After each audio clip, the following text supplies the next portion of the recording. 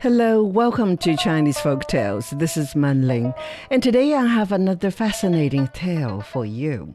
Our journey starts on the vast grasslands of northwest China, deep into the heart of Xinjiang. Here, stories aren't only told with words. They are sung, accompanied by the soulful music of a very special string instrument, the dombra. This long-necked lute has been played for thousands of years by the Kazakh people. More than just music, the dombra tells stories about love, struggle, history, and pride. And legend has it that it was born out of love.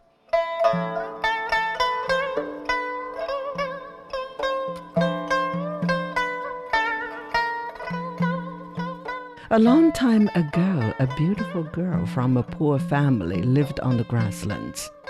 Life for the family was hard, but she was a happy girl and sang songs all day long. Her parents had brought her up well, and though she had to look after the livestock, help with the cooking and cleaning since a young age, she was always grateful and happy to do so. Life was simple, and that was good.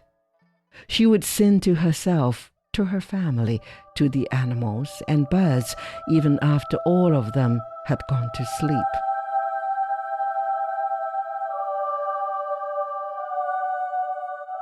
Time flies. In the blink of an eye, the girl grew up and reached marriageable age. Thanks to her beauty and hard-working spirit, she was surrounded by young suitors vying for her attention, willing to do anything for her.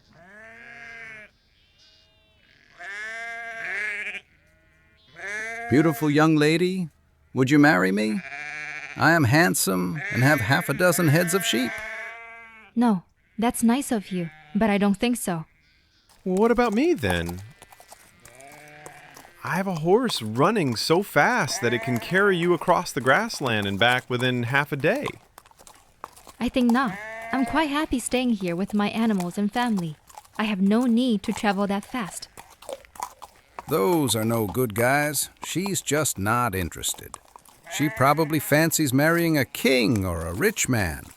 We don't stand a chance. Well, as it happened, a prince from far away had heard about the girl's beauty and her singing and thought he would give it a go. He arrived at the girl's tent one late afternoon on a fine white horse and with a cart full of treasure.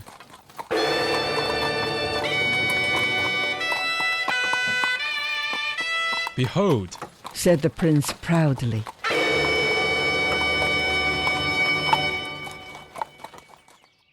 you have the beauty of the moon, and I have enormous wealth.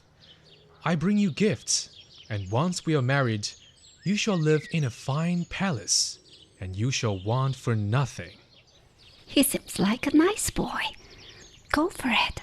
Said her mother, looking at all the riches being laid at their door. The girl looked at everything critically, but then said, I think not. Such treasure can't buy happiness, which I already have, by the way. Name your price.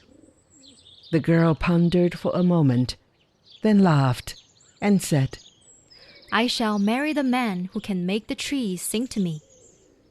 The prince didn't know what to say. No wealth on earth could make a tree sing. Disappointed, he started to gather up all his treasure. You're taking me for a fool. Well, if that's your game, good luck to you. The prince left the village, never to return. Not so long afterwards, another suitor arrived at the girl's door. Good afternoon. I'm the richest merchant you can find on the plains. I trade far and wide to distant lands. I bring you herbs and spices, precious tea, and beautiful silk. I know I'm a bit old for you, but I'm sure all this finery will make up for that. You will no longer have to look after animals or spend your time weaving. You will have many servants to do that just for you. The girl looked at the gifts spread out across the floor in front of her house and thought for a few minutes and then said, Thanks, but no. I like keeping busy. I love my animals and I like to weave. If I couldn't do any of that, I would be lazy and bored. I might consider marrying you, but only if you can make the trees sing to me. Make the trees sing? Yes, sing. I can pay a singer to hide behind the tree. Will that be good enough? The tree itself must sing to me. The rich man turned away, gathered up his precious goods, and left. It seemed that no one would be worthy enough to win the young girl's hand in marriage. But there were still some who hoped they could change her mind. Not far away lived a handsome, intelligent, and brave young man who was an accomplished horseman and a capable shepherd. In fact, he had long harbored hopes of marrying the girl. He also knew of her repeated demands for a singing tree. He thought long and hard. Surely, this was impossible. One day, as he was walking through the woods, he heard a strange sound. It was a sort of a hum, a buzz. He looked around, but couldn't see anything. But then, Wait a minute. What's that? It looks like the dried intestines of a sheep caught up in an old tree trunk, likely dropped there by a bird of prey. as the wind blew around the tree, the sinews made a noise almost like a voice singing. He reached out and plucked one of the sinews. The noise it made was loud and melodious. He did it again and again, and then started laughing. Suddenly, a light bulb lit up in his head. The tree is singing. It's singing. I found a singing tree. When the young man got home later that day, he found a piece of wood and hollowed out its middle. Then he stretched 2 strands of delicate sheep gut tendon across the opening. He plucked on them, and the strings made a good sound. With it, he composed a song all about the girl and his love for her.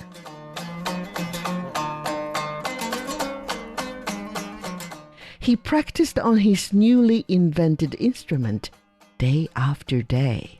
Herders from miles around would come to listen to him play. You should take your singing tree instrument to that beautiful girl and ask her to marry you. And that's exactly what he did.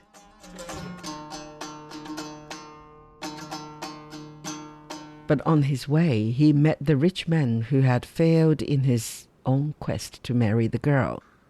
The shepherd boy showed him the instrument, and at once the rich man realized what he had created. He snatched the instrument out of his hands and ran straight to the girl's house. See here, beautiful girl. See what I've made. A singing tree. Surely you can't refuse me now. When shall we marry? But the smart young girl was immediately suspicious. This man may have all the money in the world, but was he so skilled to be able to make this wondrous instrument? She thought not. Play it then. Make it sing to me. Oh. And of course, the rich man didn't know how to play it.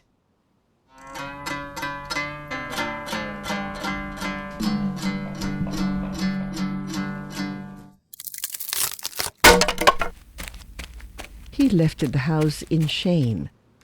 But then a thought crossed the girl's mind. If the rich man didn't make it, someone else surely did. I must find him. The girl asked around, but no one knew the creator of the instrument. She was about to give up when...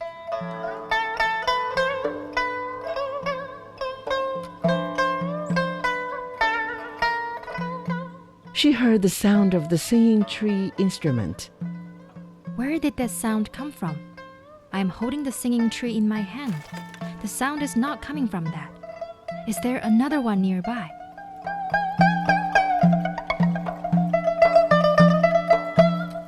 And sure enough, she followed the sound and found the shepherd boy playing a new singing tree instrument and performing his song of love. She immediately fell in love with him, and they soon married.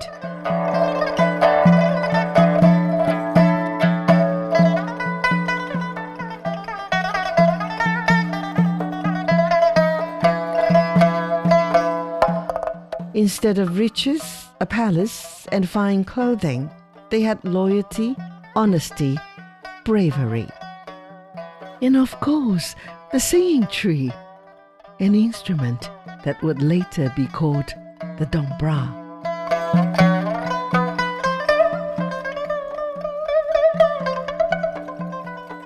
And that's how the dombra, born from love, became one of the most beloved instruments of the Kazakh people. If you travel to Xinjiang today and are lucky enough to be invited to a Kazakh family's home, don't be surprised if someone picks up a dombra and starts strumming a tune for you, probably with a bowl of milk tea in hand. Singing, chatting, laughing, it's all part of the welcome. While the strings of ancient dombras were made from sheep gut tendons, today they are usually nylon. Because it's such an important part of Kazakh culture, the art of playing the dombra has been recognized as a national intangible cultural heritage of China.